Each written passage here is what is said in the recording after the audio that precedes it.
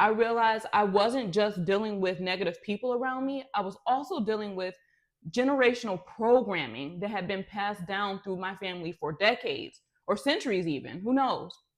Stories about money, about what women can achieve, about what mothers are supposed to prioritize. And if I was going to break those cycles, not just for me, but for my children, I needed to get really intentional. Hey, CEO fam, welcome back to the CEO desk with Brianna Marie. I'm coming at you today from my actual CEO desk. Now, if you're new here, first of all, welcome to the party. And second, make sure you hit that subscribe button because we're building something incredible together. This channel is all about stepping fully into your CEO energy. And today we're diving deep into something that completely transformed my business and my life in general. We're talking about the power of your environment and why the space you put yourself in can literally make or break your growth. And trust me, I learned this lesson the hard way. So let's get into it. The first time I decided to create a business, I was maybe 20 years old. I was already a mom and I was trying to build a business with another young woman I knew. But my environment at the time really wasn't ideal. And things in my business just refused to flow. It just wasn't working out, you guys. And I just kept telling myself, I just need more discipline. I just need to work harder. I just need to market better. But here's what I did not realize. I was actually trying to grow CEO energy in an environment that was actively working against me. Now, before you think I'm about to mom shame anyone or tell you to go get a fancy office, hold up. That's not what this is about. You see my simple office space. This is actually about being intentional with the energy around us and recognizing that we literally become who and what we surround ourselves with. And if you're getting value from this already, do me a favor and give this video a thumbs up. It helps more growth-minded people find us. And honestly, we need all the CEO energy we can get over here, especially my fellow moms. Okay, so when I say environment, I'm not just talking about your physical space, though we'll get there. I'm talking about the complete ecosystem of your growth. And y'all, this is where most people get it wrong. They think environment is just about having a cute office or the right planner or whatever. Nah, we're going deeper. We're talking about 4 environments that are literally programming your experience every single day. First, there's your physical environment. Where are you when you're trying to do your most important work? And listen, I get it. Sometimes that's the school pickup line. Yeah, for those of you who are around when this channel was Park Perspectives, I literally filmed these conversations right from the front seat of my car while waiting for my kid to hop in the car after school. It worked just fine. But sometimes it's your bedroom at 5 a.m. before everyone else wakes up. What I'm saying is, it isn't about having the perfect space. It's about being intentional with whatever space you do have. If you're transforming that space into your CEO space for the moment, let it be that. And I'm going to cover this a little bit more in just a moment. Second, your digital environment. Listen, your Instagram feed or Facebook or TikTok feed or whatever, it's either feeding your CEO energy or it's draining it, period. Same with the podcast you listen to, the YouTube channels you watch, the emails in your inbox. Third, your social environment, which also blends into that physical environment I mentioned earlier. Yep, the people you spend time with, the conversations you have, the energy you absorb from others. This one will literally make or break your growth, and I have the stories to prove it. But here's the fourth one that a lot of people don't talk about, and this is what really separates the people who actually build generational wealth from the people who just talk about it. Your mental environment. Your mental environment is the conversations that's happening in your head 24/7. It's your internal soundtrack, your belief systems, the story you tell yourself about what's possible for someone like you. I remember being in this networking group where every conversation was about how hard everything was, how impossible it was to reach certain heights as a mom in business or as a woman of color, and how we should just be grateful for small wins and basically give into all these perceived limitations. And y'all, I was absorbing that energy like a sponge. I started believing that struggling was just part of my story. But here's what really got me. It wasn't just those external voices, it was the voice in my head that started echoing those same limitations. I caught myself thinking things like, well, maybe I should just be realistic about what's possible. And who am I to think I can build something of this size? And eventually, I realized I wasn't just dealing with negative people around me, I was also dealing with generational programming that had been passed down through my family for decades or centuries, even. Who knows? Stories about money, about what women can achieve, about what mothers are supposed to prioritize. And if I was going to break those cycles, not just for me, but for my children, I needed to get really intentional about my mental environment too. So here's what I learned about creating environments that actually support your growth. And I teach a deep dive version of this in my newsletter community, but I'm also giving you the core framework right here because I believe this knowledge should not be gatekept. Here are the 4 pillars. Pillar 1 is the energy audit. You've got to get honest about what's actually happening in your current environment. I want you to really pay attention for at least 1 week, just 1 week, to how you feel after different interactions and activities. How do you feel after scrolling social media? After that phone call with your friend who complains about everything? After sitting in your designated workspace? After listening to that podcast? And here's the one most people miss.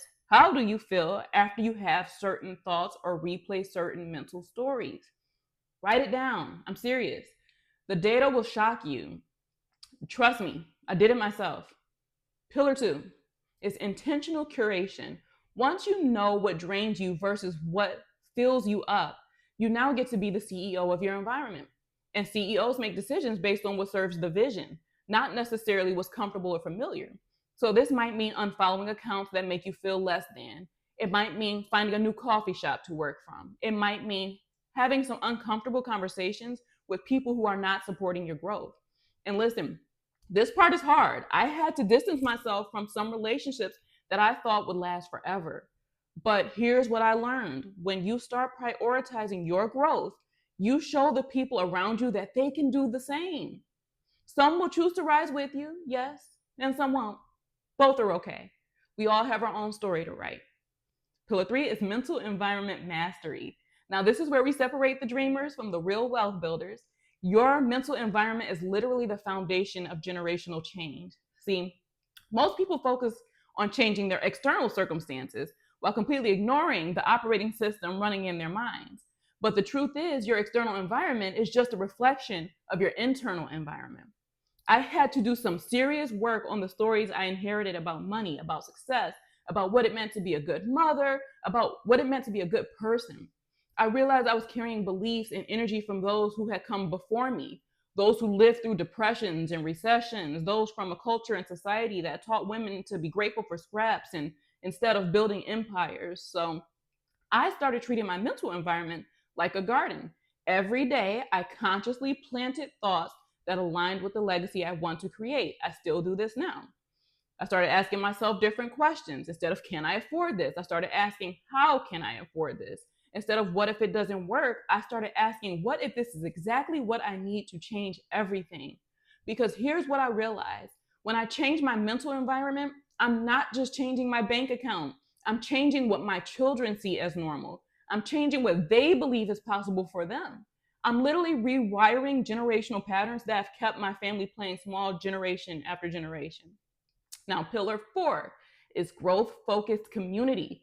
This is where everything accelerates. You start actively seeking out environments and communities where growth is the norm, where CEO energy is celebrated, where supporting each other's success is just what we do. This is literally why I created the 1 million CEOs movement, because I got tired of being the only person in the room talking about building something bigger than survival mode. I wanted to be around people who understood that we can be incredible mothers and powerful business owners, leaders, and generational wealth builders. We can be all those things. I wanted a space where we can all agree that we shouldn't stop at passing money and assets down to our children. We should also pass down wisdom, healthy habits, and a strong and abundant mindset. And speaking of community, if you're a mom who is serious about creating generational wealth and you're not on my email list yet, like seriously, what are we doing? I share all the strategies and goodness that don't make it to YouTube over there, the real behind the scenes of building generational wealth, and honestly, it's where our strongest community connections happen. I'll drop that link in the description. I'll also drop the link to our Discord community so y'all can go ahead and join the party over there. All right.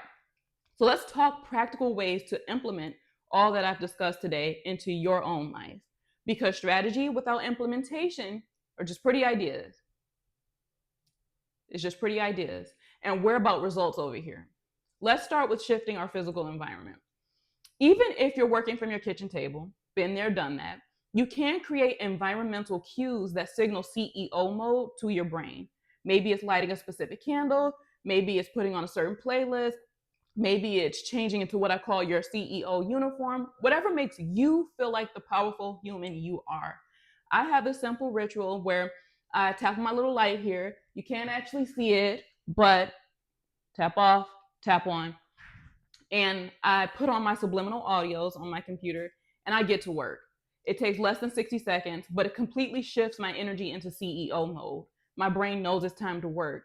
And that's the routine I've mapped out to let my brain know it's time to get down to business. Next, a digital environment detox. Y'all, I had to unfollow so many accounts, including some big names that everyone said I should be following or studying, but their content was making me feel anxious and scattered, and that's just not the energy I need when I'm building generational wealth. Now, my feed is full of people who are more aligned with what I need in this moment. Next up, the mental environment. Step one, identify your inherited stories. As I mentioned earlier, I want you to write down every belief you have about money, success, and what's possible for you. Then ask yourself, where did I learn this? Is this my belief or did I inherit this? For me, I realized I had inherited the story that a good person will give you their last and ask for nothing in return, which sounds noble, right? But what it actually meant was that I was teaching my children that giving is more important than receiving. And it sends the message that it's selfish to give value and also expect for value to be added on to you. That's just teaching them how to ensure their cup is always empty. And that's not the message I want them to carry. I want them to understand what I didn't when I was their age. Receiving is just as important as giving. If we exhaled all our breath and didn't receive any oxygen on the inhale, we die. Simple as that. Giving and receiving go hand in hand. Step two, for your mental environment, consciously plant new thoughts. Every morning, I spend a few minutes intentionally thinking thoughts that align with the woman I'm becoming and the legacy I am building. Instead of waking up thinking about everything I have to do, I wake up thinking about the impact I'm going to make. I do this as part of my CEO morning routine. And note to self, I'll actually add the link to my digital CEO morning routine planner in the description. But yeah, instead of thinking, I hope this works, I think this is working exactly as it should. And I always set a powerful intention for the day. This is just one part of my daily morning routine, but I talk more about this in my newsletter and blog and all of that. Step three for your mental environment, question your questions. The questions you ask yourself all day long are literally programming your subconscious mind. Most people ask disempowering questions without even realizing it. Change, why can't I figure this out? To what would the next level version of me do here? Change, what if this doesn't work? To what if this is the exact thing that changes everything for my family? Change, why would anyone even want to pay this money for my services? To why would the people I want to serve not want to make this investment in themselves? See, when you master your mental environment, you're not just changing your income, you're changing your life. You could be breaking generational cycles of playing small. You could be the one who changes it all. Now, your social environment strategy, let's talk about it. This one probably requires the most courage, but it has one of the biggest impacts on changing your life for the better and building generational wealth.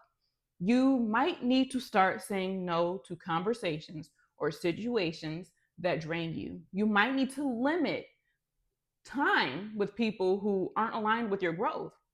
But here's the flip side. You do get to actively seek out growth minded people, join communities, attend events, start conversations with people who inspire you. Seriously, get out there. This has been one of the most transformational things for me personally, being in the right online communities and in person communities. And as a matter of fact, I'm going to make sure I put my link to my 1 million CEOs Discord community as promised in the description for you. But this is exactly why my 1 million CEOs movement exists, because I believe there are literally millions of us, mothers, women, people who've been conditioned to play small, who are now ready to step into our full power and build something meaningful that lasts for generations. I'm talking Rockefeller money. But we can't do it alone, and we can't do it in environments that don't support our vision. When I talk about calling in 1 million CEOs, I'm not talking about 1 million people with fancy titles or corner offices. I'm talking about 1 million people who take full ownership of their lives, their impact, and their legacy. People who refuse to settle for survival mode and instead choose to build generational wealth and pass down a completely different story to their children and future generations. I'm talking about those who are ready to adopt the CEO mindset. I'm talking about mothers who show their daughters that they don't have to choose between being nurturing and being powerful. I'm talking about parents who normalize wealth building, who normalize dreaming big, who normalize the idea that we can serve our families and serve the world in a big way. Because I realize that my children are watching everything. They're not just listening to what I tell them is possible, they're watching what I actually do. And I refuse to be another individual in this world who teaches their children to play small, to settle for scraps, to believe that wanting more is selfish. So, when we create environments that support our growth, all four types of environments that I mentioned, we're not just changing our own lives, we're literally changing the trajectory of our family trees. We're creating new normals for the next generation. So this week, I challenge you to do that complete energy audit that I mentioned. Pay attention to how different environments make you feel: physical, digital, social, mental. Then, two, identify one inherited story that's holding you back. Write it down, acknowledge where it came from, and consciously choose a new belief that aligns with the legacy you want to create. Three, make one intentional change in each environment. Maybe it's reorganizing your workspace, unfollowing accounts that don't serve your vision, having a boundary conversation with someone who drains your energy, or replacing one limiting thought pattern with an empowering one. And four, find one new growth focused input: a new podcast, a new book, a new community, something that feeds your CEO energy and your wealth building mindset. And then here's the important part: come back and let me know how it goes in the comments. I read every single comment, and I love celebrating these wins with you all, because every single person who breaks these cycles makes it easier for the next person to do the same. And speaking of community, if you are loving this content and you want even more strategies for building generational wealth while raising a family, you have to join my newsletter. I'm sharing so much goodness over there. Plus, you get access to my free CEO in 60 Minutes dashboard, so you can start building out systems and a clear workflow in your business. I share lots of content and resources on financial literacy and entrepreneurship for the entire family. Just lots of good stuff. Plus, I'll be real with you, growing this community is how I can continue creating free content like this. Every person who joins our newsletter helps me reach more people with the message, and together we're literally building a movement of empowered individuals who are building their family's legacy and refusing to pass down limitation to the next generation.